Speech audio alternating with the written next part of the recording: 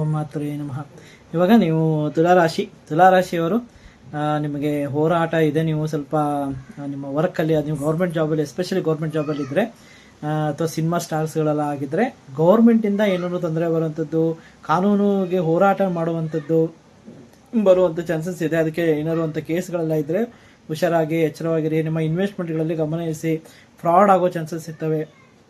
ಅದ್ರ ಬಗ್ಗೆ ಬಹಳ ಹುಷಾರಾಗಿರಿ. ಓಕೆ, ಯಾರ್ಯಾರು ಏನೇನೋ ಹೇಳಿದ್ರು ಎಲ್ಲ ಕಡೆನೂ ಇನ್ವೆಸ್ಟ್ ಮಾಡೋದು, ಎಲ್ಲ ಕಡೆ ನೋಡೋದು, ಏನಾದ್ರು ಹಾಬೀಸ್ ಮೇಲೆ ಭಾಳ ಪ್ರಯತ್ನ ಮಾಡ್ತೀನಿ ಅಂತ ಹೋಗಿ ತೊಂದರೆ ಮಾಡ್ಕೊಳ್ಳುವಂಥದ್ದು ಇರ್ತವೆ. ಬಹಳ ಎಚ್ಚರವಾಗಿರಿ. ಹಾಗೆ ಬಹಳ ದೊಡ್ಡ ಜನರನ್ನು ನಂಬೋಕ್ಕಿಂತ ಮುಂಚೆ ಬಹಳ ಎಚ್ಚರವಾಗಿರಬೇಕು, ಹುಷಾರಾಗಿರಿ. ಆಯಿತಾ? ನಿಮ್ಗೆ ಇಲ್ಲಿ ಪ್ರಾಬ್ಲಮೆಟಿಕ್ ಸೂರ್ಯ ಇದ್ದಾನೆ.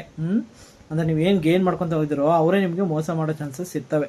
ಹಾಗಾಗಿ ಫ್ರೆಂಡ್ಸ್, ಎಸ್ಪೆಷಲಿ ಫ್ರೆಂಡ್ಸಿಂದ ಹೊಸ ಫ್ರೆಂಡ್ಸ್ ಮಾಡ್ಕೊಳ್ತಾ ಇದ್ರೆ ಬಹಳ ಎಚ್ಚರವಾಗಿರಬೇಕು. ಆಯ್ತಾ? 5ನೇ ಮನೆಯಲ್ಲಿ ಗ್ರಹಗಳು, ಅಂದರೆ ನೀವೇನೋ ಖುಷಿಯಿಂದ ಎಲ್ಲ ಮಾಡ್ತಾ ಇದ್ದೀರಾ, ಅಲ್ಲಿ ರಾಹುನು ಕೂತ್ಕೊಂಡಿದ್ದಾನೆ ಮೋಸ ಮಾಡೋಕ್ಕೆ. ಸೊ ಹಾಗಾಗಿ ಪ್ರೀತಿ ಪ್ರೇಮ ಅಂತೆಲ್ಲ ಹೋಗೋಕೆ ಹೋಗಬೇಡಿ ತುಲಾರಾಶಿಯವರು. ಹುಷಾರಾಗಿರಿ, ಎಚ್ಚರವಾಗಿರಿ. 9ನೇ ಮನೆಯಲ್ಲಿ ಗುರು ನೋಡ್ತಾ ಇದ್ದಾನೆ. ನಿಮ್ಮ ಕುಲದೇವರಿಗೆ ಹೋದ್ರೆ ಒಳ್ಳೆ ಬ್ಲೆಸ್ಸಿಂಗ್ ಆಗುತ್ತೆ. ನೀವು ಅಂದ್ಕೊಂಡಿರೋ ವಿಷಯಗಳೆಲ್ಲ ಬೇಗ ನೆರವೇರುತ್ತೆ ಅಂತ ಸಮಯ ನಡೀತಾ ಇದೆ. ಓಂ ಮಾತ್ರೇ ನಮಃ.